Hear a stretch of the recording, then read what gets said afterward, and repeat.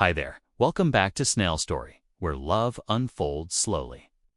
But truly, do you believe that one awkward moment could change your whole life? Cassie, the clumsy assistant, and Nolan, the cold CEO, seemed worlds apart.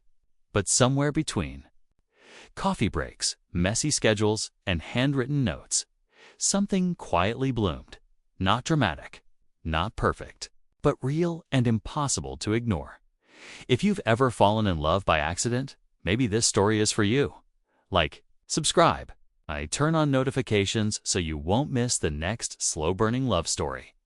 Cassie Monroe never imagined she'd one day be applying for a job in a place made entirely of glass and where the coffee cost as much as 3 full meals. That morning, she wore a pleated dress that her cat had clawed once and sprayed on some freshly baked cookie perfume, because that was the only bottle left in her house, and it used to belong to her grandma. She got on the subway at 7:15, right on time. But then the train broke down. As she contemplated jumping off and walking the rest of the way, an elderly woman beside her said, "If you jump now, sweetie, I'll be in the newspaper tomorrow for losing a witness." So Cassie stayed put, peeling a granola bar while sighing.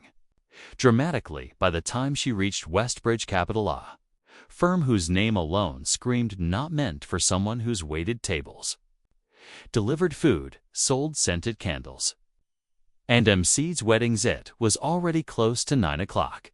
The interview had been scheduled for 8:30. As soon as she stepped through the door, she slipped on the gleaming marble floor like it was an ice rink. Her bag flew open, papers scattered everywhere, and someone's coffee cup went flying straight into the glass wall, creating a kind of abstract latte art masterpiece. "Oh, sorry. I wasn't trying to sabotage modern art," Cassie stammered, scrambling to pick up the papers while tugging at the hem of her skirt, which had gotten caught in her tights. The receptionist, a guy with perfectly gelled hair and a wrinkle-free shirt, looked at her like a small meteorite had just crash-landed in the lobby. "And you are?" "Cassie Monroe. I'm here to interview for the temp assistant position." "Right, you do know you're 42 minutes late, correct?" "Only 41 if you go by my watch." Cassie smiled, raising her wrist with a Hello Kitty watch that had long stopped ticking. The man pressed the intercom and spoke quietly. "Mr. West, Miss Monroe has arrived." Yes, still wants to see her. Understood. Cassie lit up. Still wants to see me meant she wasn't eliminated yet. Then the elevator dinged, and out walked a tall man in a gray suit with a face as cold as February in Boston. Nolan West, the most well-known CEO in the city, also famously known for never keeping an assistant for more than a month. He looked her up and down. Cassie quickly tugged her skirt over the coffee stain near the hem. "Miss Monroe." "Possibly," she mumbled. "Follow me." She had never walked down a hallway that felt so long and so silent. Her heels echoed like fireworks in a cathedral. When they reached his office, Nolan opened the door and gestured her in. "Why do you think you're suited for this position?" he asked, not looking at her, flipping through her resume now speckled with coffee drops. "Honestly, I don't think I am suited. But I make great coffee, type really fast with 8 fingers, and I can keep a straight face when someone farts in the elevator. Those skills are surprisingly handy sometimes." Nolan glanced up, eyebrows furrowed. "That's your pitch to a potential employer? Would you prefer I rap? I can rhyme about why I got fired from 5 different jobs. It was partially the system's fault, I swear." "No need," he said quietly, though the corner of his mouth twitched ever so slightly. Cassie sobered up. "I studied humanities but dropped out to care for my dad after his stroke. I don't have a degree.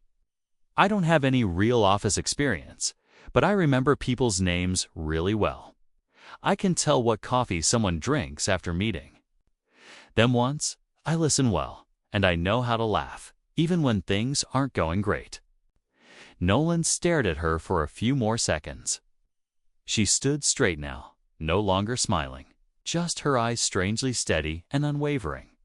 Finally, he spoke. "You'll work temporarily for 30 days. If you survive past day 10, I'll consider an extension." Cassie blinked. "Did you say survive? Is there a history of assistants being eaten around here?" Nolan didn't respond. He typed a line into his keyboard. A beep echoed from the internal system. Internal account. Cassie Monroe, trial contract activated for 30 days. On the way out, Cassie pulled out her phone and texted her best friend. Breaking. Hired as assistant to the ICE CEO. Subheadline. Might die before contract ends. P.S. Starts tomorrow. Lend me your office clothes. That afternoon, a light rain began to fall. Cassie stood under the building's steel awning, looking up at the glass tower that gleamed like ice. She whispered to herself, "All right, Cassie, just try not to break. Anything this time, just a little less clumsy, okay?" And then a pigeon flew by, leaving a gift right on her freshly washed shoulder. Cassie exhaled. Fine. Sign from the universe. Let's do this. The next morning, Cassie Monroe woke up at 5:45 a.m. with renewed determination and a giant red pimple right on the tip of her nose. She dabbed toothpaste on it and whispered to herself, "I am not the pimple. I am a new beginning." She arrived at Westbridge Capital 20 minutes early, took 3 deep breaths before stepping into the elevator. Everything in the building was quiet, spotless, and smelled distinctly of high salary pressure. She, meanwhile, smelled like garlic bread she had accidentally slicked cooking oil into her hair instead of serum. The moment she stepped into Nolan West's office, the chain of disasters began. "You're early," Nolan said, his voice as room temperature cold as it takes to freeze self-confidence. "I thought early was better than late, though late is better than absent, but sometimes being absent is contextual," Cassie rambled, sweating like she'd just failed her driver's test for the 3rd time. Nolan slid a stack of folders toward her. "Schedule meetings. Forward mail. Print 30 copies of the Austrian partner contract. Double-check the property dispute documents. In Dallas. And above all, do not forward any internal emails to clients like the last assistant did. Got it? No mix-ups." "No mix-ups." Cassie nodded furiously. Like Minesweeper, but in real life. 8:12 a.m. She printed 30 copies of the contract in a 3 size. Neon color thanks to accidentally selecting creative layout. 8:27 a.m. She emailed the company's weekly lunch menu to the Austrian CFO instead of the kitchen staff. The subject line, salad or fate. 9:05 a.m. She brought Nolan his coffee exactly how he wanted it. Black, no sugar, no ice, no soul. But in her panic, she handed him her iced latte instead and didn't realize until he took a sip, frowned, and stared at her like she'd just spray-painted the Mona Lisa. "Sorry, that one's mine. Yours is this one black as my last electricity bill." Cassie was mortified, already scanning the room for a hole to crawl into. That's when someone from the legal department rushed in, handing her a document, urgent signature needed from Mr. West, Dallas land deal. Super urgent. He's in a meeting, can't be disturbed. Cassie nodded with all the confidence she could summon. "I'll handle it." Since Nolan had just signed a whole stack of papers, Cassie figured this must be a duplicate. She confidently stamped it, signed on his behalf with an ink pen, and out of old habits added a small smiley face. A leftover trait from scribbling notes for classmates. Then she dropped it into the completed tray. Done. Deep breath. Still alive by noon. The office buzzed like a kicked beehive. "What's happening?" Cassie asked a nearby colleague. "The Dallas land contract. There's an issue. The boss just said he accidentally signed the old version, the one missing the key protection clauses for our side." Cassie swallowed hard. Could it be? Was it her? Her heart thundered like a drum roll. In a low-budget action movie, she stormed into Nolan's office like a tornado. "Mr. West, I might have signed the wrong contract this morning. I swear I didn't mean to. I thought it was the old one. Wait, no, the new one. I thought it was one you'd already signed, so I just added mine." Nolan looked up, his expression not angry, just stunned. "You signed on my behalf." "Just one signature and a little smiley face," Cassie mumbled. "You know, to create a positive vibe." Nolan stood, took the file, opened it. 10 seconds of silence. Then he picked up the phone and called the head of legal. "Cancel the current transaction. Stick with the old version." "Yes, yes. The one my assistant just accidentally signed. Turns out it's the only one that includes triple legal protection clauses. No mistake. We should keep it." Cassie stood frozen. "Wait, what did you just say?" Nolan looked at her for the first time ever with a faint smile. "You just saved the company $8.3 million in potential litigation." "I saved what now?" "And a bonus indemnity clause that nobody in legal even noticed because of the smiley face. The other party assumed we were intentionally changing the terms to be more humanitarian. They just sent over an email agreeing to it." Cassie's jaw dropped. "I accidentally did something right." "Don't get cocky. Might have just been dumb luck." But Nolan tilted his head. "Do you always mess up this effectively?" Cassie pondered. "Not always. But it's the first time my chaos saved someone $8 million.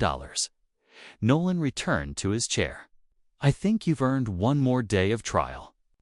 Cassie collapsed into her seat after leaving his office, overwhelmed with a cocktail of emotions: fear, confusion, and relief. She pulled out her phone and texted her best friend. "Breaking. Signed wrong contract. I was going to jail." Subheadline: "Accidentally saved the company $8 million. Conclusion: I'm a well-meaning disaster with a sense of direction.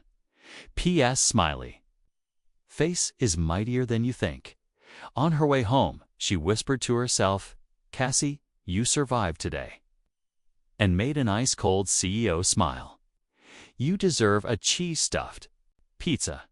And just like that, she walked away humming, "Oops, I did it again, but this time in a good way."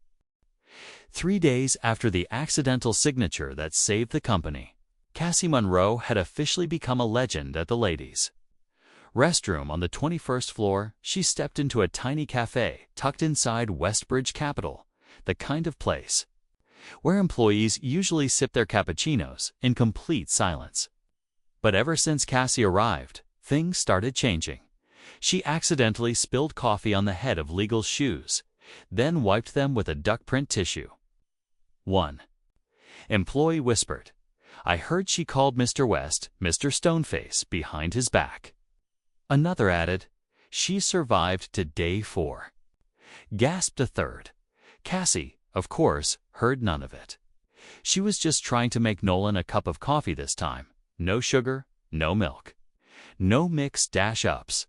She carefully picked the beans he preferred based on memory, adjusted the water level based on gut feeling, and wrote a small line on the cup lid. "The weather's nice today. Maybe you are too." She walked into his office and handed over the cup. Nolan glanced at the note, raised an eyebrow, and said, "Nothing, just set it aside." Cassie sat down and got to work. 15 minutes later, Nolan stood up abruptly. "Miss Monroe." "Yes?" "Do you have 10 minutes?" Cassie checked her Hello Kitty watch. "If we go by this, I've got 12. Come with me." They rode the elevator together, and Cassie felt like she was headed to a citizenship exam. But when the doors opened onto the 24th floor, the rooftop, she was surprised. No one ever came up here. The breeze was cool, and Boston stretched out under a soft golden sun. Nolan leaned against the railing. "You once asked why I never keep an assistant." "For more than a month," Cassie nodded. "Yeah, though I kind of guessed. You're precise, particular, quiet, and you look at people like they're outdated software. Nolan let out a laugh. A real one, this time short, low, but unmistakably real. Once an old assistant accidentally sent the wrong profit report. To a client, it was a small mistake, but it had big consequences. Cassie didn't say anything. She heard something different in his voice, rougher edged. She was let go. But I was the one who created the pressure that burned her out. She ended up in the hospital from exhaustion. Then she quit the industry, opened a bakery. That sounds kind of lovely. Cassie offered gently. Maybe, but it made me realize I'm not an easy person to work with. Or maybe I shouldn't have an assistant at all. There was a pause. Then Cassie said, "You don't need to be perfect, just decent." Nolan turned to look at her. And you know what? She smiled. "Every morning I make your coffee wrong. Wrong ratio, wrong bean, wrong order. But I still make it. Because I think sometimes people need something a little off to remind them they're alive." Nolan was quiet. The wind moved through his hair, carrying the faint scent of just weak enough coffee. "Well, today you made the coffee right," said softly. Cassie's eyes widened. "Really?" "Right beans, right ratio, right soul." "No, still wrong." But the note made it less bitter. From that day forward, no one could quite say what had changed. All they knew was, every morning Cassie kept making the coffee wrong, but always added a different note. "If nothing good happens today, let this be it. Coffee may be bitter, but hopefully you're not. Don't let your inbox set the tone of your day." And the strangest part, Nolan started keeping all the lids. One day Cassie was asked to prep the conference room for a major contract signing. She paid attention to every little detail, including folding the napkins into owl shapes, because she'd once read that owls symbolized wisdom.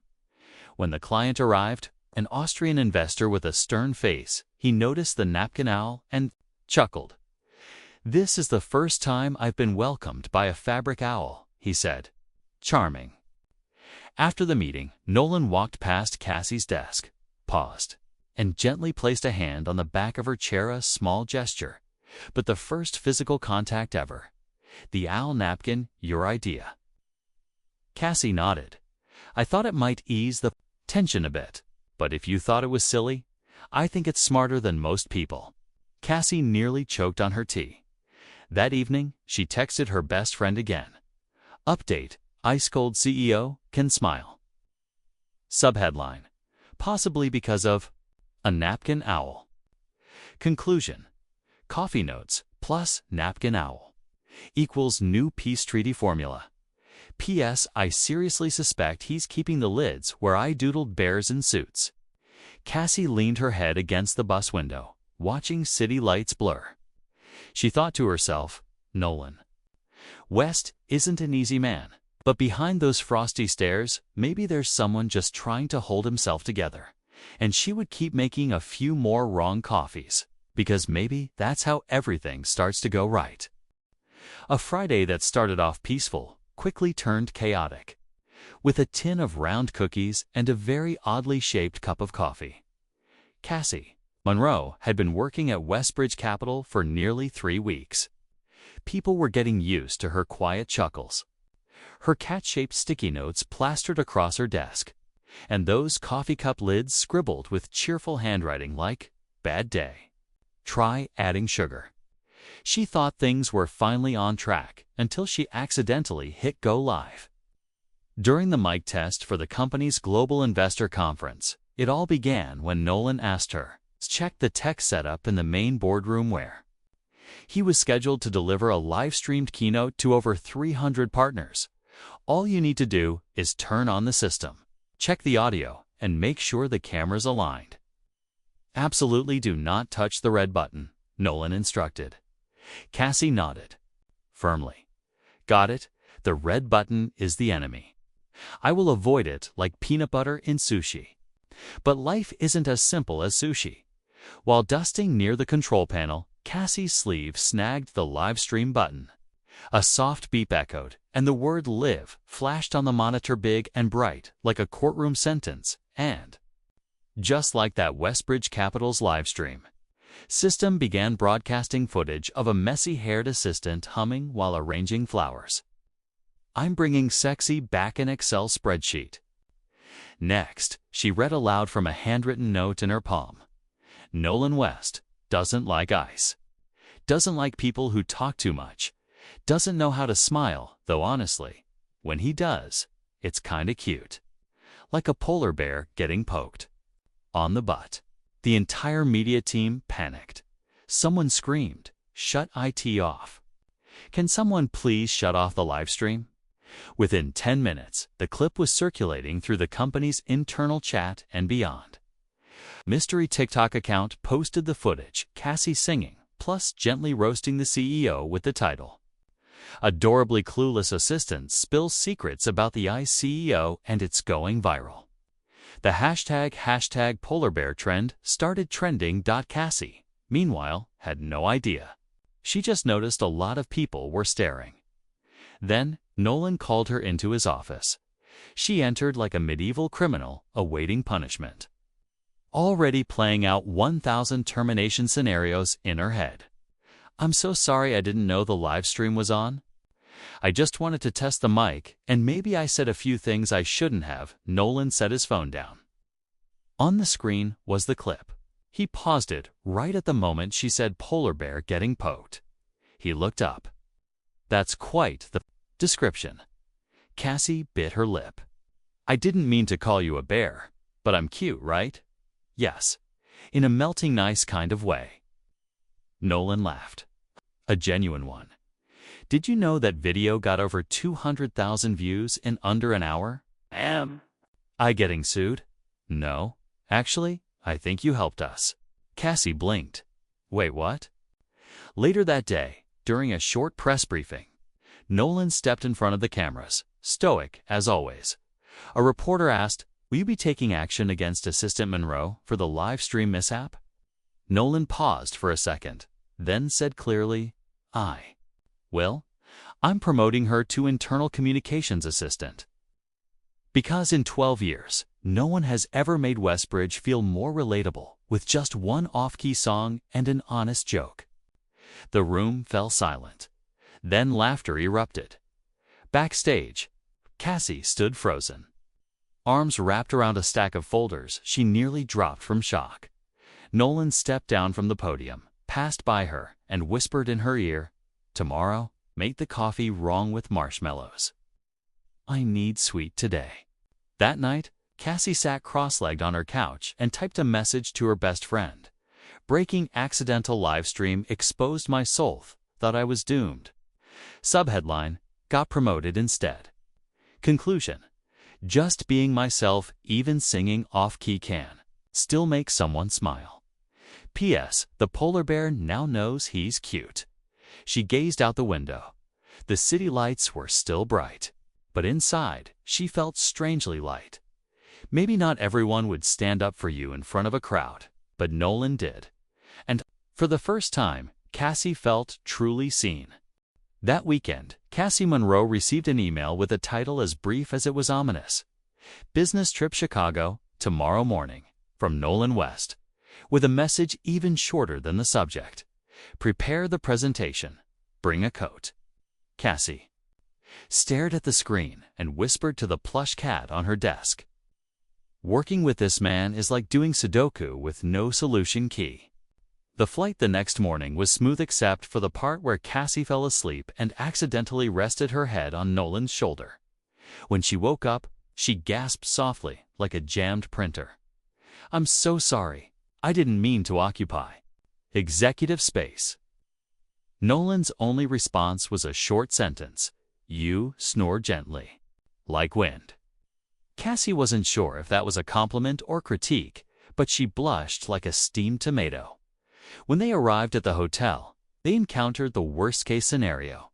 An international medical conference was taking place. Every room was booked. The receptionist looked apologetic. "We have one last double room available, but only one bed." Nolan turned to Cassie. Any alternatives? Cassie checked her bag, glanced at the business trip budget, then sighed. I guess I'll be practicing the art of vertical meditation. Nolan nodded and took the room key. I sleep on the left. Cassie thought to herself, first time in my life, my heart also leans left. Toward panic. The room was elegant, but the bed was unmistakably singular. Cassie stared at the linens, then at Nolan, who was removing his tie like he was defusing a bomb. I can build a pillow wall, like Great Wall style. Between us, she offered nervously. You planning to? Bring a history textbook to bed? Nolan asked dryly. No, I just need you not to cross borders at night. He smirked. I'll sign a non-aggression pact.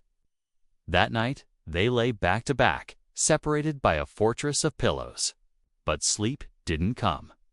After a while, Cassie whispered, Mr. West, can I ask you something? You're breaking the treaty. It's just, why don't you ever take vacations? Silence. Then Nolan answered, slowly. I did. Once, the only time I took a week off, my mother was hospitalized. I didn't make it back in time. Missed her final call. Cassie turned toward him. His voice was even, but something had cracked. I'm sorry, she said softly. No need. I just learned to stay close to work. So if something happens, I won't miss it again. They lay quietly. Then, after a beat, do you know why I always write notes on your coffee lids? Cassie asked. To dilute the taste of terrible coffee. No. My mom once told me, if you can't change someone's whole day, at least change the first 10 seconds. Nolan turned his head, peeking through the pillow border. And those 10 seconds, she smiled, might be just enough to make someone stay. Even if it's just for a wrong cup of coffee. The next morning, they got ready for the presentation. Cassie stood in front of the mirror, adjusting her coat, when suddenly Nolan stepped behind her and fastened the top button. It wasn't much, but it was enough to throw her heartbeat off rhythm. You did a good job with the documents, he said. I'll introduce you to the investors as our senior internal communications assistant. Cassie's eyes widened. Really? I thought I was just flipping slides. You're not filler. You're the highlight. Her heart lit up. The words weren't poetic, but they were real. Like black coffee with just the right sugar. After the meeting, they had lunch at a small sidewalk cafe. Cassie ordered chicken sandwich. Nolan got a dressing-less salad. Then he quietly took a bite of her sandwich. Cassie blinked. You just ate something with sauce. Nolan chewed thoughtfully. It's not bad. You're changing. Maybe. Or maybe I was pressured by you staring like a mom inspecting her kid's lunchbox. Cassie giggled. Then she asked, if you had one day to redo, would you choose to take that vacation or stay? Nolan looked at her, tilting his head slightly. Maybe I wouldn't leave, but this time I'd call and say I miss her. That evening, they returned to the hotel. They stepped into the room, stared at the bed, this time without embarrassment. Cassie murmured, Mr. West. Yes, if I accidentally cross the pillow wall, just push me back, okay? No need. I might let you stay. She laughed, and for the first time, they lay close without a wall. No hand-holding. Something inside was finally touched. After the business trip, Cassie Monroe thought she was in for a quiet week. She had no idea that the only thing not quiet would be her heart. Because on Monday morning, just as she was carefully sticking a yawning cat post-it to her computer screen, a familiar voice spoke behind her. Cassie, you really work here? She turned around. Standing in front of her was Brian Hale, her ex, the same Brian who had disappeared on her birthday, promising, I'll be right back after the meeting. He never came back. Cassie froze for a few seconds, then, instinctively, adjusted her hair, her usual reflex when flustered. Brian, what are you doing here? He gave a soft smile, the one that used to make her heart skip. Though now it felt strangely hollow. I'm the new investment liaison, working with Nolan West's department. I heard you're his personal assistant. Cassie nodded. Suddenly, her limbs felt like extras. Brian tilted his head, eyes laced with suggestion. I think I may have underestimated you, before Cassie could respond. A low, familiar voice came from the door. Miss Monroe, is the report ready? Nolan. He stepped in, his eyes briefly scanning Brian just long enough to assess. Then he looked at Cassie asking, Are you okay? Without saying a word, Cassie smiled gently. Yes, I'm printing the final copy now. Brian stood and extended a hand. Brian Hale, Easton Capital. Nolan shook it. Nolan West, CEO. No other words were needed. No, I know you vanished from her life. Because Nolan's gaze had already said it all. That afternoon, Cassie ran into Brian again in the staff cafe. He was still the same charming, polished, but there was something about him that felt dated. Can I take you to dinner? To explain what happened that day? Brian asked, his voice low. No need. I've learned how to eat dinner alone, Cassie replied, calmly. You've changed. But you're still cute, Brian smiled. Just then, Nolan appeared. He didn't say a word. He stood a few steps away to us, but it was clear he had heard everything. Cassie noticed. Her heart fluttered. Thanks, Brian, but I'm not that girl anymore. I don't wait by the phone. Now I've stopped thinking the one who returns is the one worth keeping. With that, she turned and walked past Nolan. Mr. West, do you need another copy of the contract? No, Nolan replied. His voice was lower than usual. That evening, Cassie stayed late at the office, fine-tuning a presentation.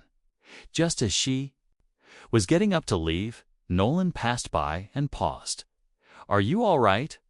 Cassie nodded, double quotes, because if you need, I can just sit beside you. I won't ask anything, she chuckled. Mr. West, are you practicing how to say nice things? No, I'm practicing how to speak honestly. She looked at him, longer than usual. Then softly said, This morning I saw you, when Brian was saying those old things, and I noticed you didn't look away. I was afraid if I turned away, you'd think you were alone. For the first time, Cassie had no reply. Because for the first time, someone didn't leave. The next morning, a new cup of coffee appeared on Nolan's desk. There was no witty note this time, just one handwritten line. I don't need anyone to protect me, but if there's someone quietly standing behind me, I won't push them away. That evening, Nolan stood alone in the elevator. He stared at the coffee lid.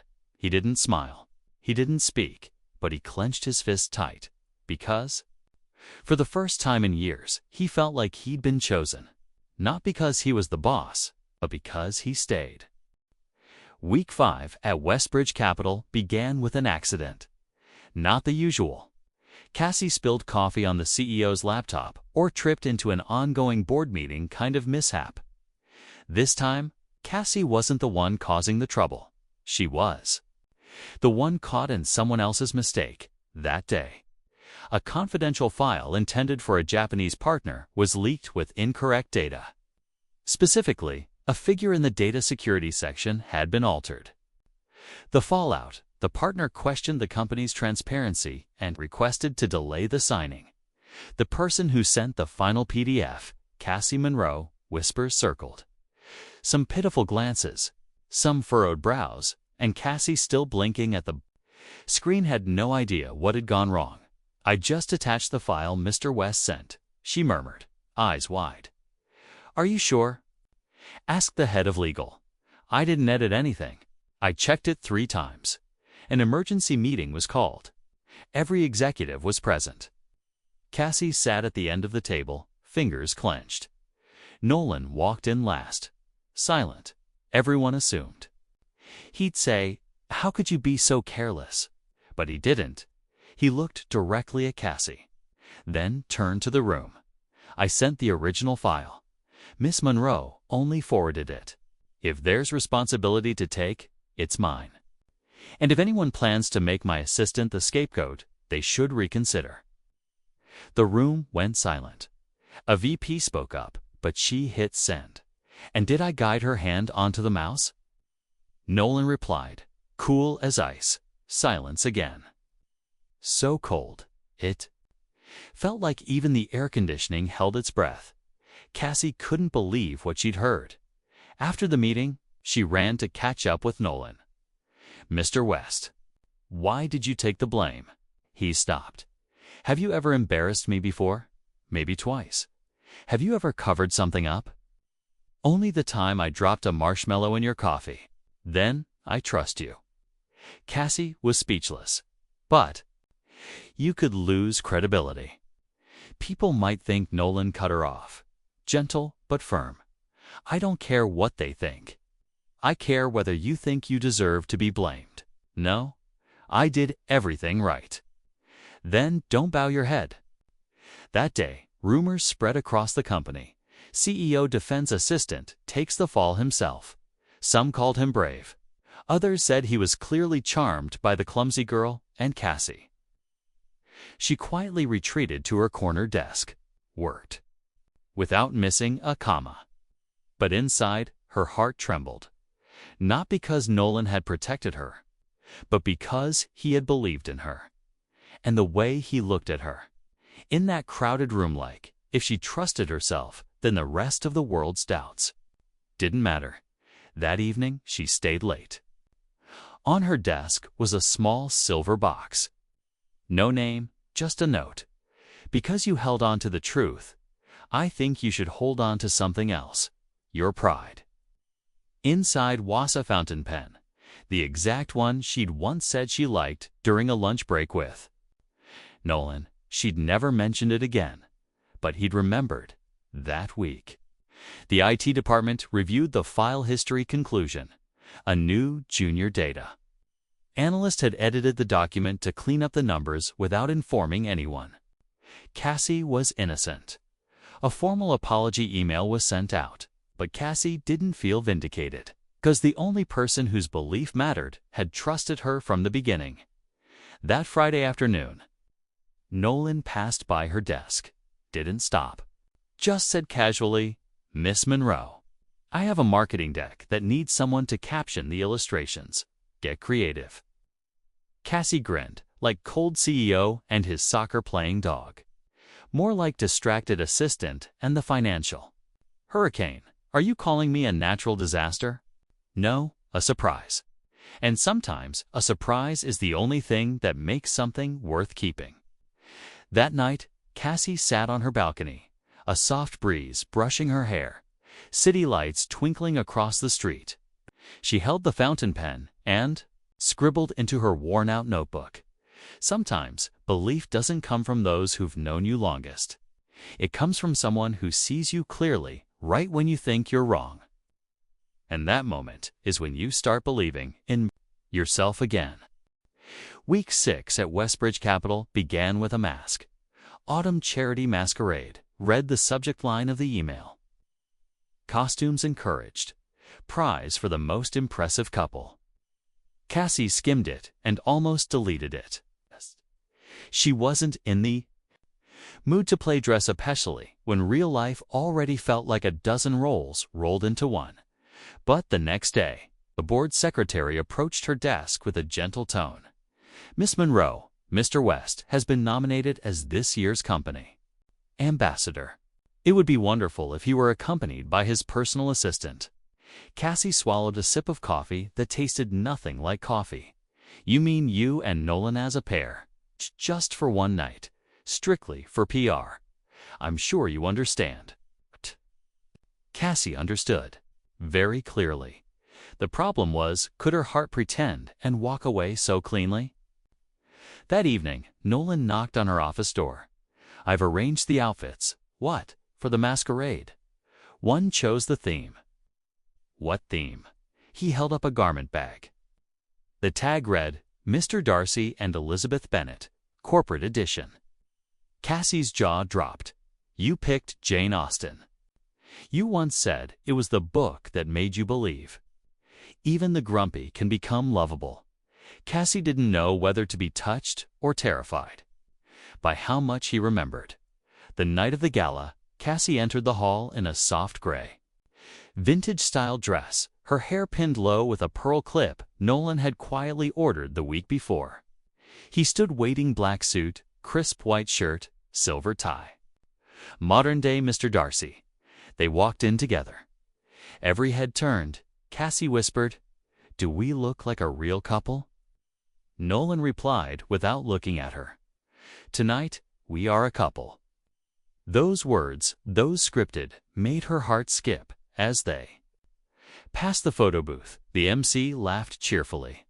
"Oh my, the classic couple in a modern twist. Come closer, you two." Nolan placed a hand gently on Cassie's back. She nearly stepped away, but he whispered, "You're shaking. If I move my hand, you might fall. I am not shaking. My tie is swaying with your pulse." Cassie burst into soft laughter, then stayed still, letting his hand remain like a real anchor. After the photos came the opening waltz. Cassie instinctively stepped back, but Nolan extended his hand. "We have to dance. No resistance." "I don't know how to waltz." "Neither do I then." "Why so confident?" "Because I believe you won't step on me more than 3 times." They stepped onto the floor. Awkward at first, but then rhythm found them. The MC smiled knowingly. This couple could pass for the real thing. Cassie glanced sideways at Nolan. He wasn't smiling, but his eyes held something unspoken, something he wasn't letting go. After the dance, she slipped away to a quiet hallway, catching her breath by the glass window. Nolan joined her, handing her a glass of lemonade. "Are we done pretending?" she asked, softly. "Almost. One last thing." "What's that?" "Favorite couple award. Do we have a shot? Do you think you're charming?" "Occasionally." "Then that's enough." When Mr. Darcy and Elizabeth Corporate Edition was called, the room erupted in applause. Cassie rose with Nolan, but her hand brushed his first.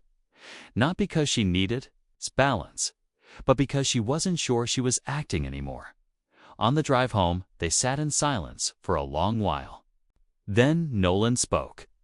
"You know I don't enjoy playing roles. But tonight, I didn't feel tired. Because everything went well.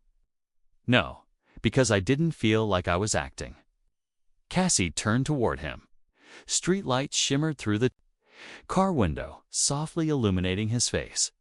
"Mr. West, if tomorrow I'm no longer your assistant, you're quitting." "No, I'm just asking, if I held no title next to you, would you still call me Miss Monroe?" Nolan looked at her. "Didn't answer immediately then. Gently said, "I think it's time I called you by your name, Cassie." On Monday, Cassie walked into the office like any other day, breakfast bag in hand, a cup of hot coffee, humming the theme from Pride and Prejudice under her breath. She didn't know it would be the last day she could do that. At 9 a.m., she was called into an executive meeting, something that had never happened before. Nolan stood there, back straight, expression steady as always. But something was different. Today, he wasn't looking at her as an assistant. He was looking at her as a colleague stepping into a new chapter.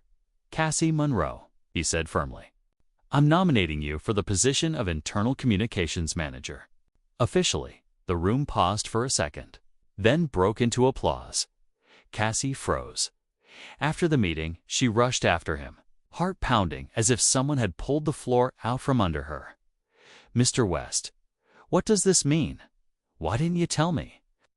Nolan turned around. Still calm. Still the same CEO. "Because I knew you'd say no if I asked, and you deserve this."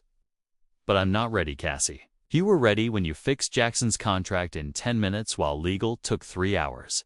You were ready when you saved me from that PR disaster interview with a cookie that said I apologize on it. She let out a small laugh. But I like being your assistant. I like being near you. For the first time, Nolan was silent. Then he said, gently, I like that too. But I like seeing you fly more than keeping you close, out of selfishness. On handover day, Cassie packed up her desk with the solemn air of a student transferred without notice. Every little object held a memory. The paperclip box she'd dropped 1,200 times. It's a tiny cactus she'd named Mr. West because it's prickly but survives everything. She wrote a note for the new assistant, including, 9:04 a.m. is when the boss is the most agreeable. Never mention coconut-flavored cake. If he goes quiet too long, gently place an espresso nearby. Don't ask questions. That afternoon, Nolan walked to her desk. Did you forget anything? Cassie held up a small metal arrow, the souvenir from the masquerade. Double quotes? Yes. I forgot to take back my feelings from that night.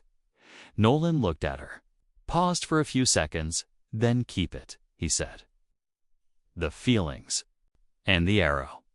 Her first day in the new role began in a smaller, brighter office, farther from Nolan's. She no longer rushed in to remind him to wear his tie. No longer snuck an orange into his lunchbox. No longer left little notes like don't complain if the coffee's cold.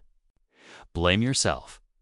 And Nolan no longer heard the familiar heels click at 8:59. 3 days later, Cassie found a small envelope on her desk. No name. Inside was a hand-drawn sketch. A cat sitting on a laptop, tongue sticking out at the bottom. Turns. Out without you in the office, I've had 5 cups of coffee and I'm still tired. No signature, no embellishment. But the drawing style was exactly the same as the packaging on the cookie Cassie once gave him. She held the sketch to her chest, whispered, You're not tired from lack of caffeine.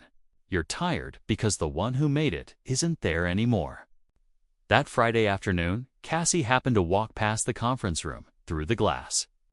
She saw Nolan addressing a group of investors. Same voice, same poise, but somewhere in that steadiness, something felt absent. She wondered, did I just step out of someone's life, leaving behind a comfort they didn't realize they needed until it was gone? That night, Nolan stood alone in his office. He looked toward the empty desk where Cassie once sat, where the tiny cactus named Mr. West used to live. Now, there was only warm lamplight and a chair that no longer spun.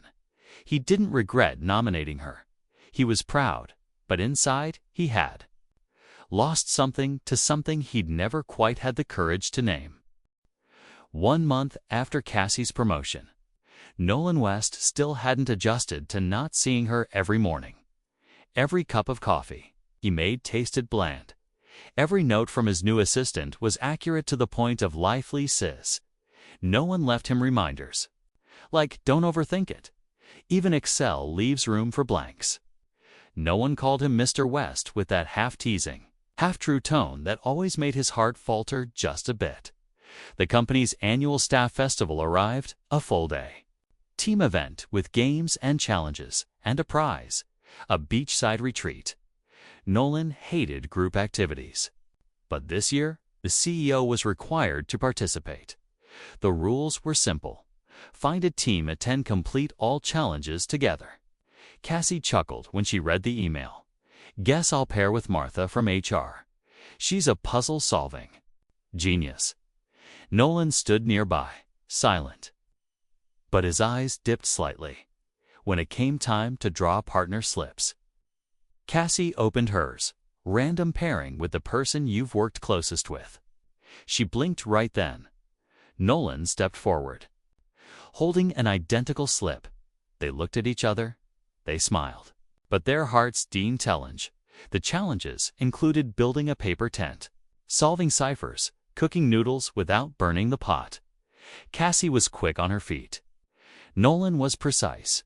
But what made them the fastest team was the way they understood each other without saying a word. At the final station came the most playful task. Write a short, heartfelt love letter to your partner. Cassie wrote, Dear Mr. West, thank you for believing in myself. If I could choose again, I'd still want to be your assistant as long as the one I'm assisting is you. Nolan wrote, Cassie. I once ran a financial empire. But only after you left did I realize I had no idea how to run my own heart without you. The crowd clapped wildly after hearing their letters. One coworker shouted, Can you two just fall in love for real already? Cassie blushed. Nolan said nothing. But at the end of the event, he stepped onto the stage, microphone in hand. Sorry to interrupt the program, he said calmly, but I have a small announcement. The room went quiet. Cassie Monroe, if you don't mind, I'd like to invite you back not as my assistant, but as my partner in everything I do from here on out, including going home and figuring out what real love looks like. Silence. Cassie stood frozen. Then, slowly, she stepped up beside him. She didn't speak. She simply handed him a small silver-wrapped package tied with a pink rubber band. Nolan opened it. Inside was a cookie. Icing on top read, I accept. The crowd exploded in cheers 3 months later. Cassie was no longer an assistant. She was director of communications and officially the CEO's girlfriend. They moved into a cozy high-rise apartment together with a balcony overlooking the city and a cat named Mr. West, the cat.